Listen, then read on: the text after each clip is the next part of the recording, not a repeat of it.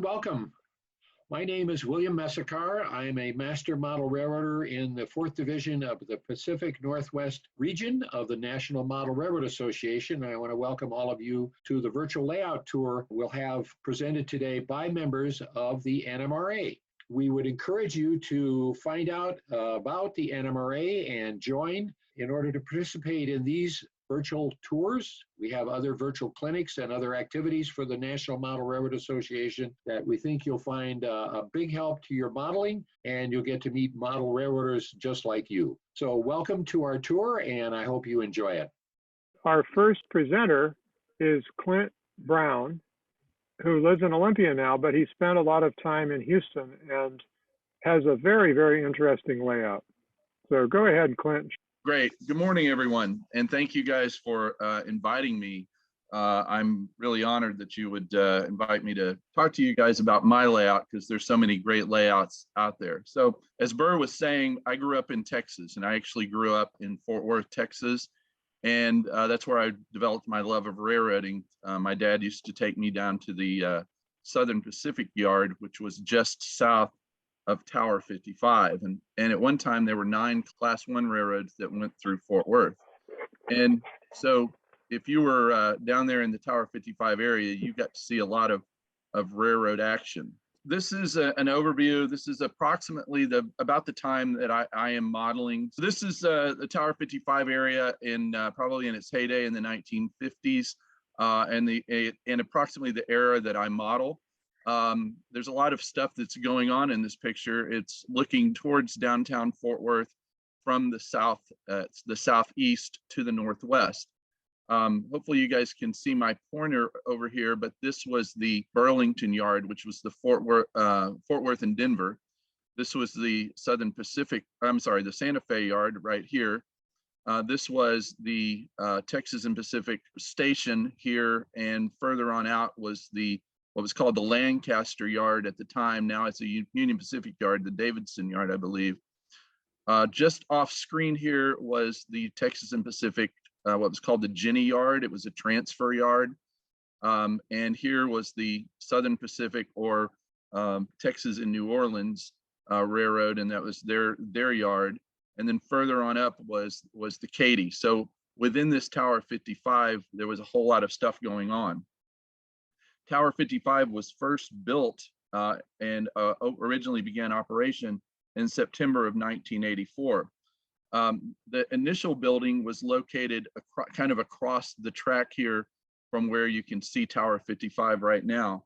And it was designated, originally it was called the Fort Worth Tower, but it was designated Tower 55 because it was the 55th interlocking tower that was built in Texas. Just a little interesting piece of history. This area down here at one time was known as Hell's Half Acre. It was probably the roughest area in the country. There was a lot of outlaws that hung out there. A lot of drunk cowboys would come through. And some of you may have seen the famous picture of Butch Cassidy and the Sundance Kid with their gang that was taken. And that was taken in Hell's Half Acre.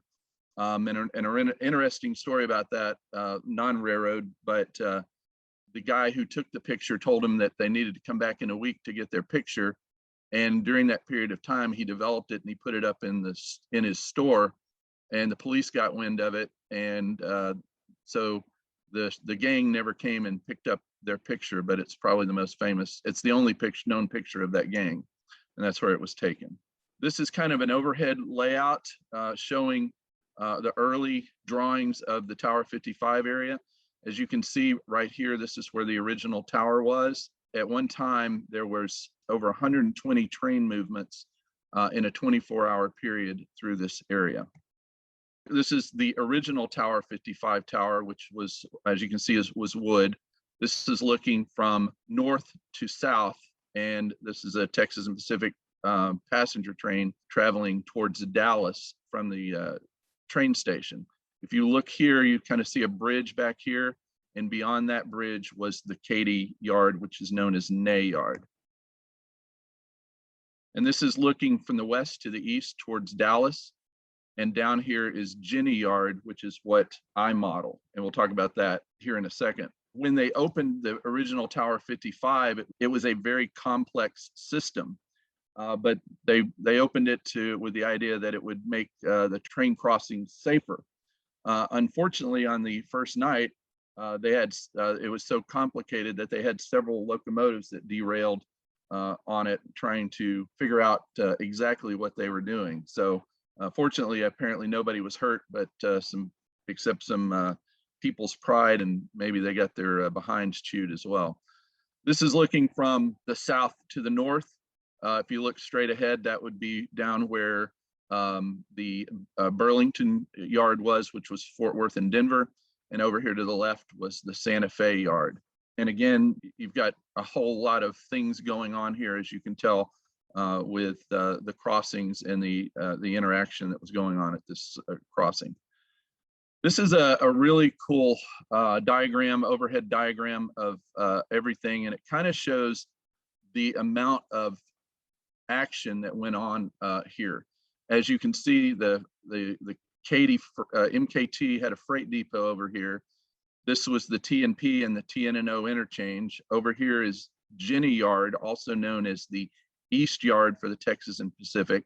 And they interchanged the Katy, they interchanged the TN&O, which was the Southern Pacific, the Gulf Coast and Santa Fe, the CRING, and the Fort Worth and Denver. And you can see kind of the capacity of the cars. Again, this was the Santa Fe, and this was the Burlington, which was the Fort Worth and Denver. I understand in my reading at one time, for example, the TN&O could bring cars into that were destined for the East Yard or Ginny Yard, but if they had cars to come back, they couldn't do that. The Texas and Pacific had to bring those back over. So there was a lot of stuff that was going on here. As you can see, this is what after the old tower was torn down. They built a brick tower there. This is what everybody knows today as Tower 55. And again, at one time, you can see it was the Fort Worth Tower before it actually became named the Tower 55. Here's kind of a look inside. You can't quite see all the levers and everything down here, but I understand normally they would have 4 people working in this tower at any given time. This is a diagram of the Katy, and again, I model mostly the Katy and the Texas and Pacific, but this is a diagram of at the heyday where the Katy went. And they basically went all the way from Galveston to St. Louis. It's kind of hard to see on here, but down here right here is Denison, and Denison is the first town that you come to after you cross the Texas state line from Oklahoma. And so basically I model from Denison all the way down through Fort Worth, Hillsboro, and down to Waco. This is the Texas and Pacific Railroad, which went from El Paso all the way to New Orleans. So basically the Katy was the north-south. The Texas and Pacific, which was a subsidiary of the Missouri Pacific, as I said, ran basically east-west from New Orleans up through Shreveport, across through Dallas, Fort Worth, and all the way out to El Paso. But the Texas and Pacific also had a line that went up to Sherman and then went up into Denison and all the way across to Texarkana and back down to Shreveport and also down to Marshall, Texas. So my layout is called the Fort Worth and Great Northern. It's based on the MKT and the Texas and Pacific Railroad between Denison and Waco. And it's the transition era. It's a transition era railroad.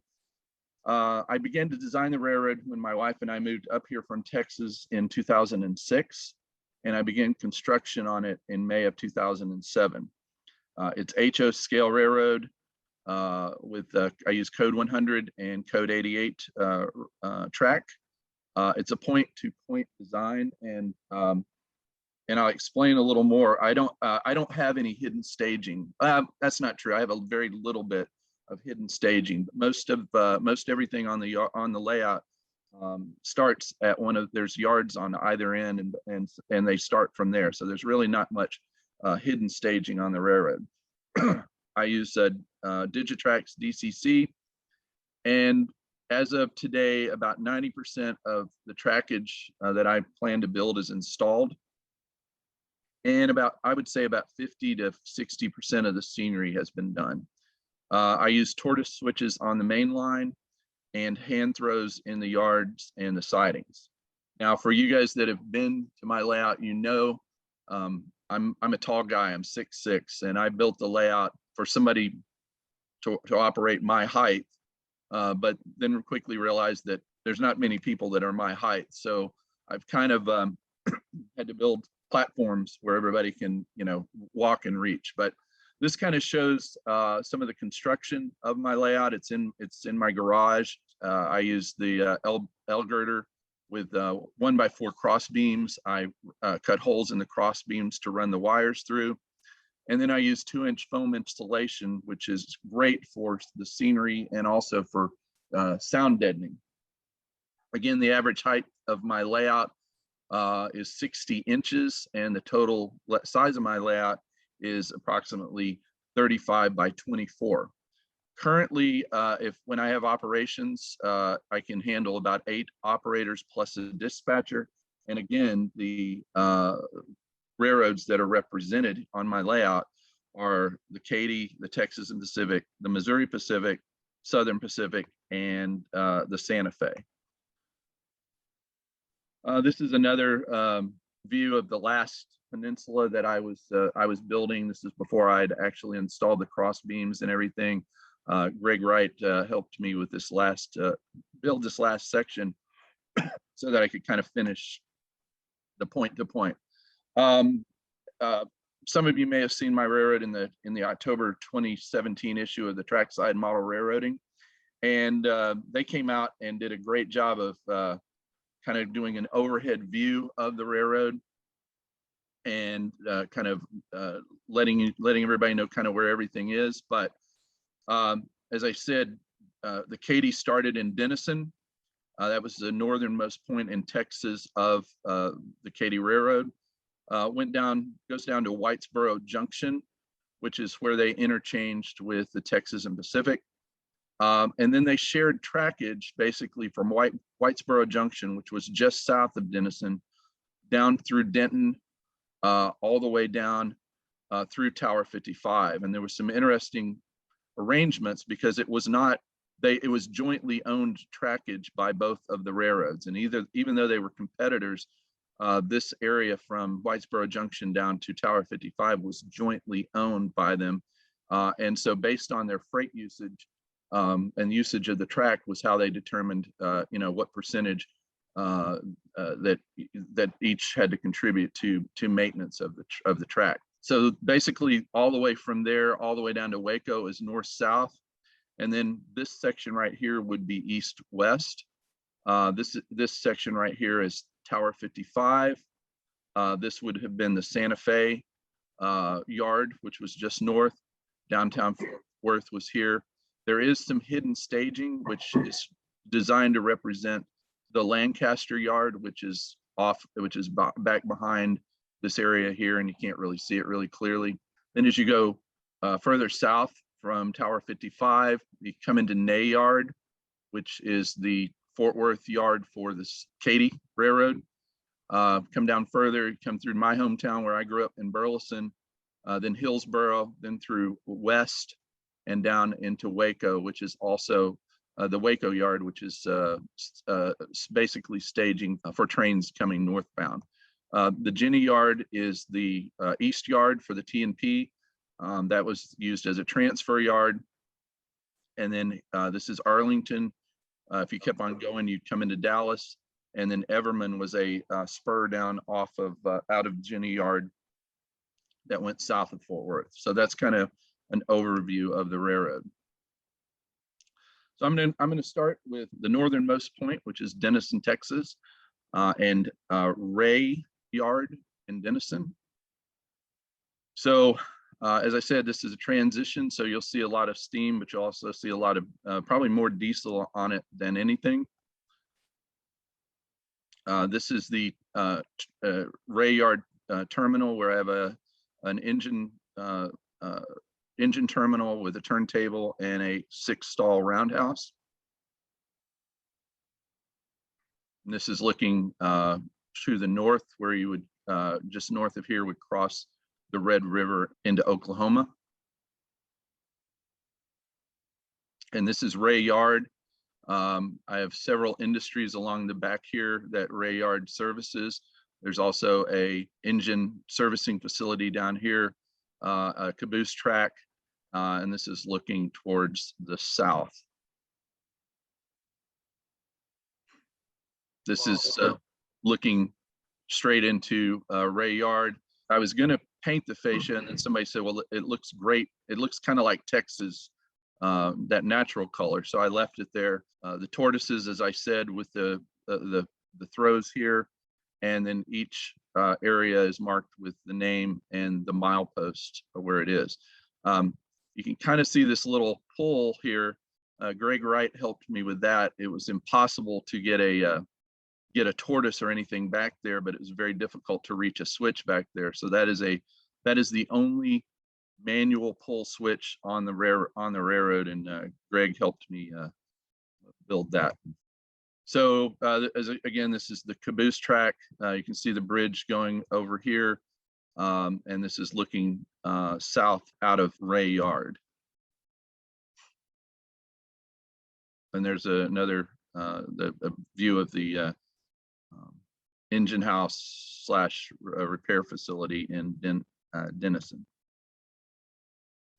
So this is Whitesboro Junction. Again, this was the kind of the interchange with the Texas and Pacific Railroad. Also, we use this for a drill track coming out of Ray, but this would be looking north towards Ray Yard from Whitesboro Junction. And this is back here on the back. Again, this is Denton, which was the next major town between Denison and Fort Worth. You've got a oil storage facility, Denton Cotton, and the George Roberts Printing Company in the back. You also got a team track over here. And then this front track is the yard entrance to Ray Yard. This track right here is the track going into Whitesboro Junction. And so I had some family friends, very close family friends that owned a Texaco, and so I got this Texaco station and built it, and it's actually at Sherman Junction there in Whitesboro. And this is the crossing for Whitesboro Junction. And this is looking down the track going down to Whitesboro. So the front here, the front area is actually Whitesboro, where you see this train sitting. That's the main line going through Denton. And then behind that train is a siding. In real life, it's called Mingo siding, and that's in Denton. And everything along this back wall here is actually Denton, Texas. And again, this is Whitesboro Junction, where this reefer is sitting right here. That's the interchange with Sherman and the Texas and Pacific. You've got several industries along the front that are, a train actually starts out here at Whitesboro and switches this front area and then goes down to Denison, picks up cars, and then comes back to Fort Worth. Just another look, you can see Denton, I've got it posted here in red, and you got Whitesboro. So hopefully you can kind of identify as you go along which town you're in. Then we've got Denton, Texas. You already saw kind of another photo of this, but you've got Denton Cotton right here. You got those oil tanks. You got the team track up here in front, and you got George Roberts Printing there in the back. Again, this track right here in the front is the Whitesboro Junction. This is the yard limits for Ray Yard, and this is the main line in the back where the caboose is sitting. In the back here, you've got the Denton station, the Katy station right here. You got some buildings that represent downtown Denton in the back. And Denton's got a few industries in it, but it's kind of on both ends. You've got the George Roberts printing. You've got, as I said, Denton Cotton. You've got the oil tanks there. You've got the Team Track. And this is the main line that the Katy train is sitting on. And then the Texas and Pacific is on the siding in Denton.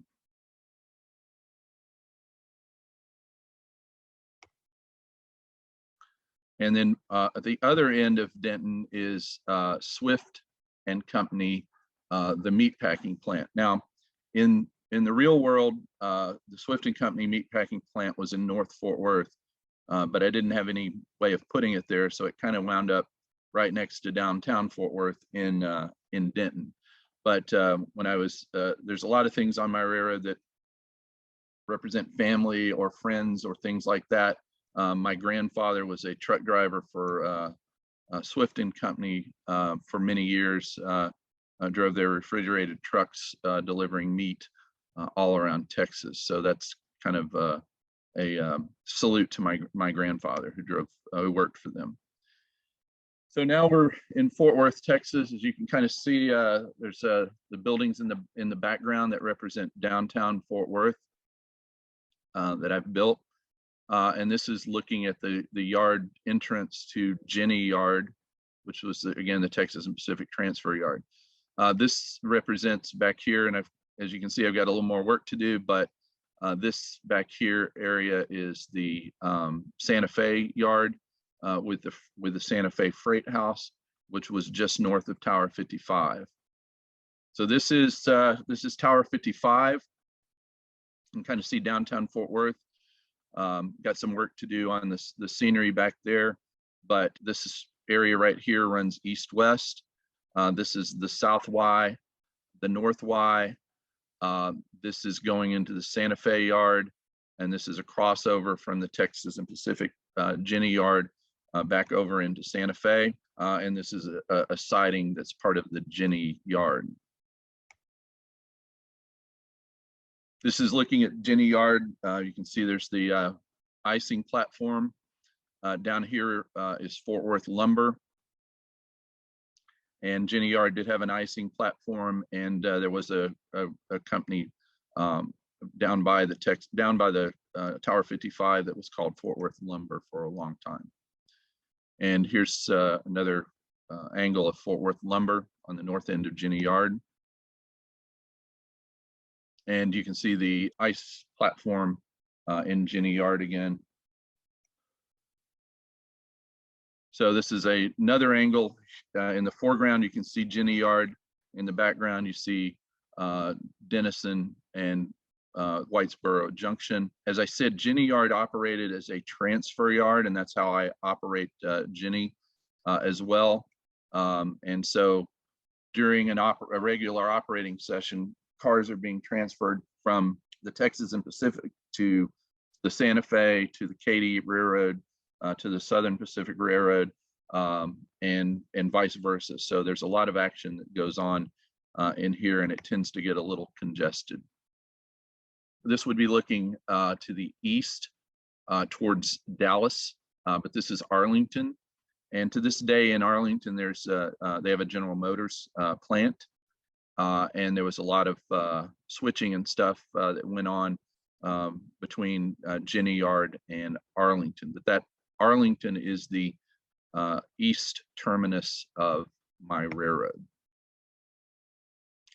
This is Everman, Texas, which there was a local that would come out of Jenny Yard and come down to Everman and switch. This is kind of an area that's more, for those of you who've worked this area, it's kind of a puzzle that you have to work, because there's not a lot of room in here, but there's a lot of action that goes on here. So This is looking actually, so I put a full length mirror on this end. You can kind of tell there's, I need to cover that up a little better, but this is looking towards that mirror and the reflection in it. So it kind of looks like it keeps going, or at least that's the theory.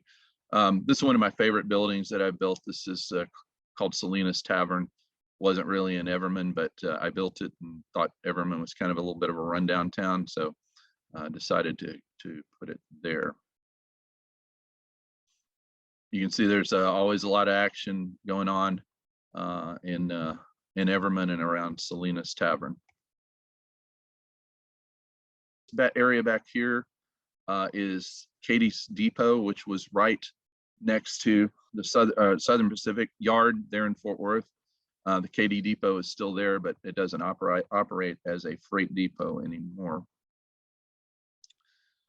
This is Nay Yard, which, as you can tell, I don't have any scenery done on this end. This is the latest and greatest section that I've added, but this is the Katie Yard that's in Fort Worth. I've been playing with, because there is a really large, it still exists there today. I don't know that it's operational. There's a really large multiple grain silos in this area right next to Katie Yard. And so I'm eventually going to build a replica of those silos, because those silos are kind of central to Fort Worth. If you ever have traveled or ever go to Fort Worth, you can see those silos basically from anywhere you are in town. This is looking from the other side of Nay Yard, kind of from South Fort Worth. And that's kind of the end of my presentation. I would like to thank a couple of friends of mine, Ed Woods and Clayton Levine. They helped me stage and take the pictures. By the way, this picture on the right shows a Santa Fe caboose and a Missouri Pacific freight train looking from the south to the north through Tower 55, probably sometime in the late 60s or early 70s. Also, a couple of those early pictures that I used were from the John W. Behringer III National Railroad Museum.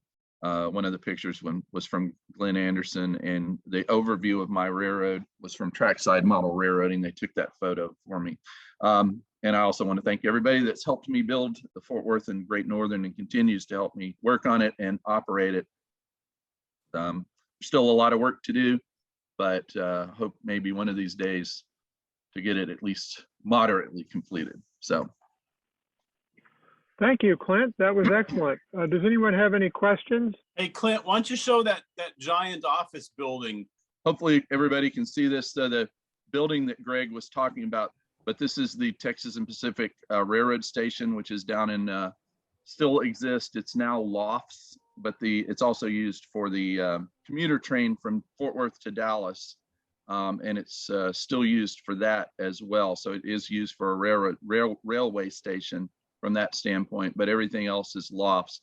But this is the Texas and Pacific station, which was built in the 1930s. This was actually a wooden kit produced by Red River Models. Probably the most difficult kit I've ever put together. It took me over 2 months to build it, but it's really a pretty awesome building. Clint, what kind of system do you use for car forwarding? So basically, I use the JMRI. When it starts out, everything gets a location on the railroad. I have, I think last count, I have about 260 cars on the layout, and so JMRI, does it automatically. And if I don't like it, I fiddle with it. It takes me probably about 2 days to set the layout up and get all the switch lists the way I want them. Okay. And I Yes. notice you're using cork directly onto the insulation. And do you have something under that as well? So the insulation, so some places I use the cork and I just take some, caulking and put it down and do that. I do super elevate some of the curves. So there's some, if I want to super elevate a curve, I just put some, I just build it up around there with some Styrene. Yeah, styrene, exactly. Thank you. And then for the sidings and everything, because I want that lower than the main lines, there's this tape that you can buy at Home Depot, and it's it's black, and it comes in a big long roll, and you can pull the adhesive off the back, and it works great for sidings if you want a lower profile on the sidings. But what's under the foam? Oh, under the foam, I put there's a what did I use? 3/8" plywood. Thank you. Mm-hmm.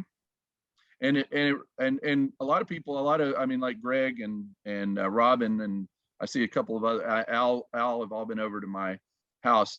The foam, I think it really deadens the sounds. I mean, it really runs pretty quiet. I will say, Clint, I've been there, I think, twice on Ollie-Ops to operate your railroad. It's a lot of fun, particularly. I was saying to Burr in the chat that that complicated junction looks lovely, and it really, seeing your presentation there helps tie it all together. But it's a lot of fun, navigating through that complex track work, point work there at the front. It's pretty cool. Right. Well, thank you. If two railroads are interchanging, I would assume, like, let's say Southern Pacific is going to interchange with Burlington. Southern Pacific would have to deliver those cards into the Burlington yard. Correct. Now, my railroad works a little different because if there's cars there for the Southern Pacific and somebody's working that, they can bring those back. In my reading, and I don't know if this ever, I'm sure it changed at some point in time, but for the longest time, if the Southern Pacific was bringing them over to the Santa Fe, they dropped the cars off. But if there were cars to come back that Santa Fe had for the Southern Pacific, they couldn't bring them back. The Santa Fe had to bring them over to the Southern Pacific yard. So, union rules, I guess. Which brand of track were you using on your layout? So I used mainly Atlas, code 100 and code 88. So this is my third layout that I've built. This is by far the biggest layout that I've ever built. But I had a lot of track left over from my last layout that I had started to build in Houston before we moved up here that I was able to salvage. And so a lot of that track got used in the yards.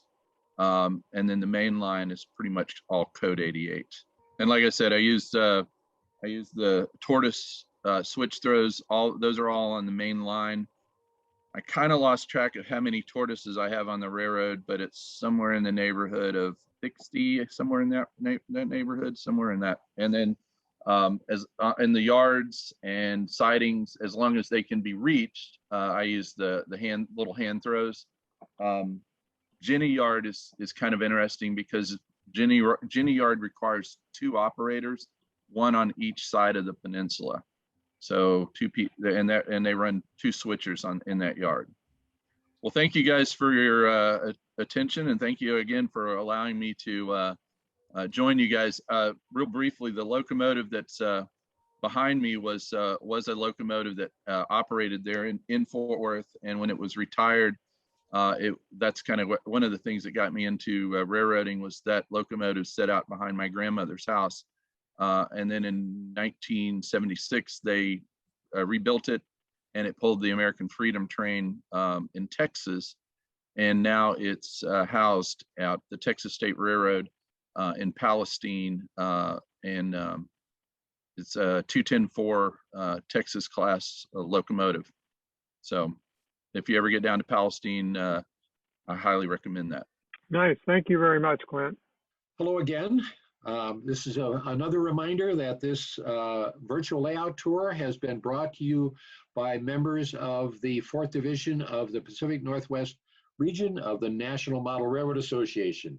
And we hope you've enjoyed it. And we want to encourage you to, again, find out about the NMRA online. Both PNR and NMRA have an excellent website where you can get information about joining and participating in this and other activities like our clinics that are held all over the region. So thank you for joining us today and wish you great modeling.